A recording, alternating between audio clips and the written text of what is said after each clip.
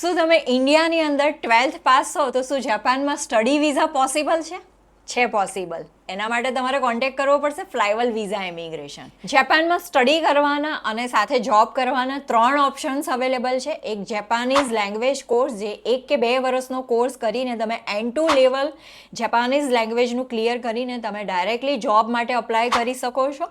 Second option છે direct admission. Direct એડમિશનની અંદર English bachelor degree માટે તમે એપ્લિકેશન કરી શકો છો, જેની અંદર કોર્સ હોય છે ઇંગ્લિશની અંદર, જેમાં સેલ્ફી, પીટીએ અને એન્ટ્રન્સ એક્ઝામથી તમે તમારું એડમિશનની પ્રોસેસ કરી શકો છો.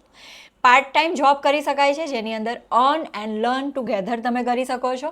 થર્ડ ઓપ્શન છે વોકેશનલ કોલેજ, જેની અંદર IT related, hospitality management related, animation related, business related 2 કે 3 વર્ષના ડિપ્લોમા કોર્સ હોય છે, જે તમે અપ્લાય કરી આફ્ટર 2 to 3 યર્સના ડિપ્લોમા કોર્સ પછી પણ તમે તમારું જોબ માટેની એપ્લિકેશન કરીને તમે વર્ક પરમિટની અંદર કન્વર્ટ થઈ શકો છો.